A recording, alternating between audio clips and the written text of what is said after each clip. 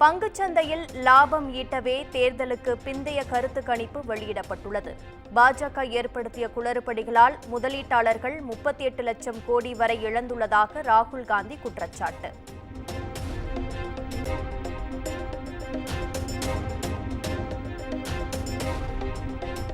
பாஜகவின் பங்குச்சந்தை முறைகேடு தொடர்பாக செபி அமைப்பு விசாரிக்க ராகுல் காந்தி வலியுறுத்தல். கருத்து கணிப்பின் உண்மை தன்மையையும் விசாரிக்க வேண்டும் என கோரிக்கை.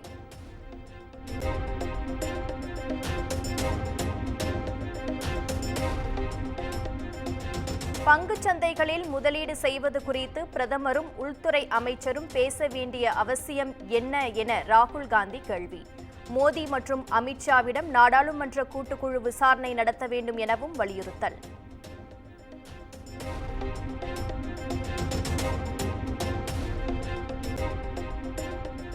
ஜூன் 9ஆம் தேதியன்று மீண்டும் பிரதமராக பதவியேற்கிறார் நரேந்திர மோடி. பதவியேற்பு விழாவில் பல்வேறு நாட்டு தலைவர்கள் பங்கேற்பு, ஏற்பாடுகள் தீவிரம்.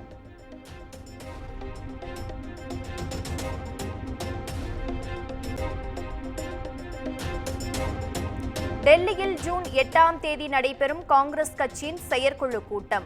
மல்லிகார்ஜுன கார்கே தலைமையில் நடைபெறும் கூட்டத்தில் முக்கிய முடிவுகள் எடுக்கப்படலாம் என தகவல்.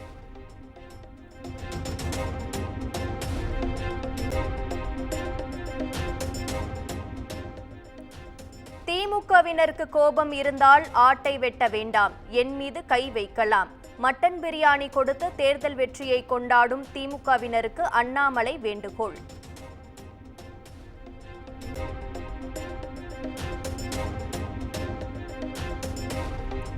அதிமுகவுடன் மீண்டும் கூட்டணி வைக்க வாய்ப்பே இல்லை. பாஜக மாநில தலைவர் அண்ணாமலை திட்டவட்டம்.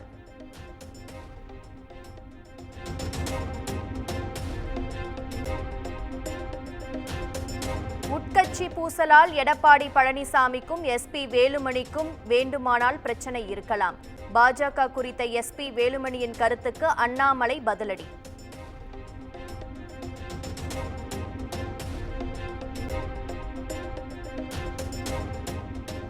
அதிமுக குறித்தும் தலைவர்கள் குறித்தும் பேச அண்ணாமலைக்கு அருகதை இல்லை.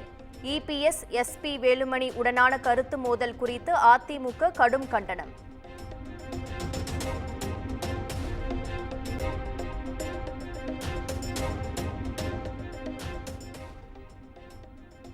அதிமுகவுடன் கூட்டணி நீடித்திருந்தால் மக்களவைத் தேர்தலில் பெரும் வெற்றியை பெற்றிருக்க முடியும் என தமிழிசை சவுந்தரராஜன் கருத்து.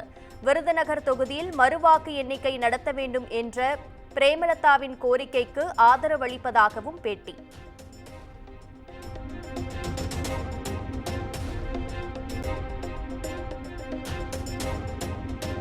தன் தலைமுடி குறித்து திமுகவினர் விமர்சிப்பதை இனியும் பொறுத்துக் கொள்ள முடியாது என தமிழிசை ஆவேசம். எதுவாயினும் தனது தலைமுடி ஒரிஜினல் என கூறி திமுக தொண்டர்களுக்கு பதிலடி.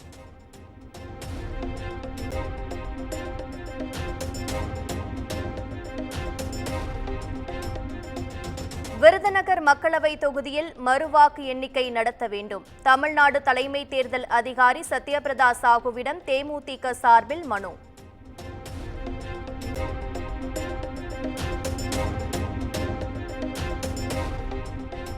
மறுவாக்கு எண்ணிக்கை தொடர்பான கோரிக்கைகளை தேர்தல் வழக்காக நீதிமன்றத்தில் தாக்கல் செய்யலாம் என சத்யபிரதா சாகு பதில். மறுவாக்கு எண்ணிக்கை குறித்து முடிவு செய்ய தேர்தல் ஆணையத்திற்கு அதிகாரம் உள்ளதா என உறுதியாக கூற முடியாது எனவும் விளக்கம்.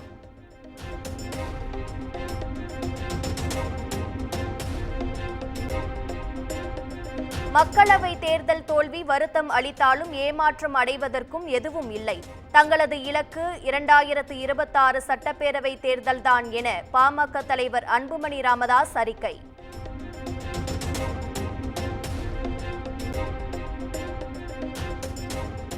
வரும் 10ஆம் தேதி பள்ளிகள் திறக்கப்பட உள்ள நிலையில் உயர் அதிகாரிகளுடன் அமைச்சர் அன்பில் மகேஷ் ஆலோசனை. கூட்டத்தில் பள்ளி கல்வித்துறையில் செயல்படுத்தப்பட உள்ள 126 திட்டங்கள் குறித்து அமைச்சர் ஆய்வு.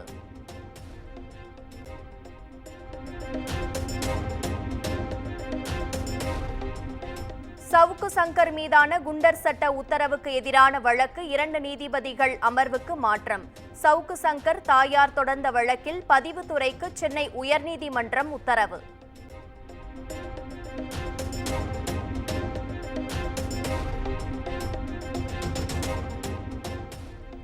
பாஜக நிர்வாகி கேசவ விநாயகத்தை நீதிமன்ற அனுமதியுடன் தான் விசாரணைக்கு அழைக்க வேண்டும். தமிழக காவல்துறைக்கு சென்னை உயர்நீதிமன்றம் உத்தரவு.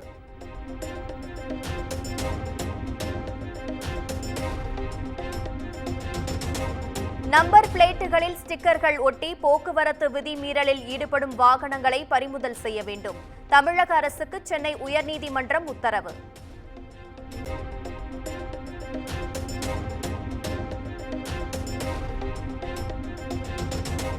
சென்னை மந்தைவெளி பிரதான சாலையில் ராட்சத மரம் விழுந்து விபத்து.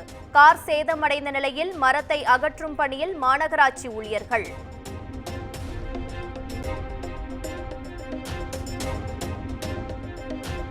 சென்னை மயிலை இந்து நிதி நிறுவனத்தின் மீது பண மோசடி புகார். பணத்தை திருப்பித் தரக் கோரி பாதிக்கப்பட்டவர்கள் சாலை மறியலில் ஈடுபட்டதால் பரபரப்பு.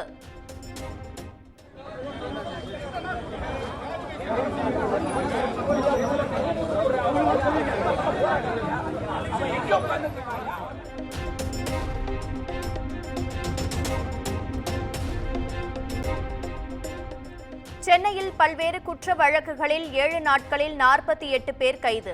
பெருநகர காவல்துறை நடவடிக்கை.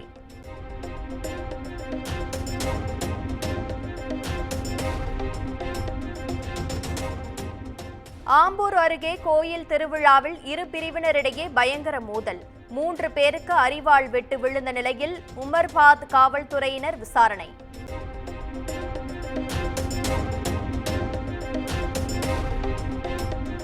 சேலம், நாமக்கல், திருச்சி உட்பட 19 மாவட்டங்களில் இன்று கனமழைக்கு வாய்ப்பு. கோவை, திருப்பூர் உட்பட 8 மாவட்டங்களில் கனமழை பெய்யும் எனவும் வானிலை ஆய்வு மையம் கணிப்பு.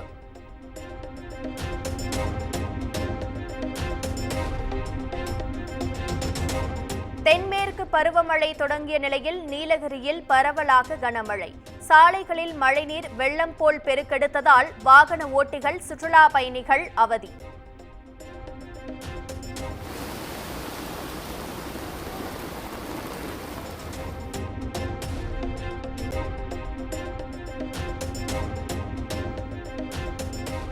ராமர் மற்றும் அனுமரின் ஆசிர்வாதத்தால் உத்தரப்பிரதேசத்தில் பாஜகவை வென்றோம். பைஜாபாத் தொகுதியை வென்றது குறித்து சமாஜ்வாதி கட்சி தலைவர் அகிலேஷ் யாதவ் கருத்து.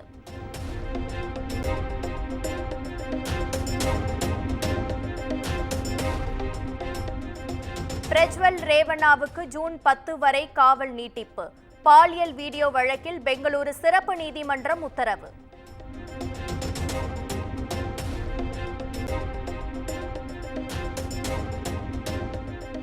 இந்தியன் 2 திரைப்படத்தின் பாடலான காதர்லக்ஸ் லிரிக் வீடியோ நாளை வெளியீடு. அனைத்து பாடல்களும் வரவேற்பை பெற்ற நிலையில் படக்குழு அறிவிப்பு.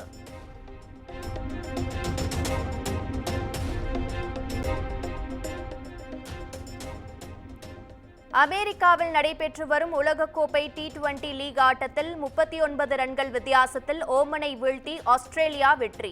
மற்றொரு லீக் ஆட்டத்தில் 3 விக்கெட்டுகள் வித்தியாசத்தில் பப்புவா நியூகினியாவை வீழ்த்தியது உகாண்டா.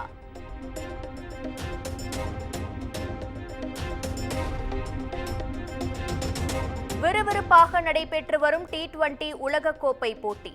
பாகிஸ்தான், அமெரிக்க அணிகள் இன்று பலப்பரீட்சை.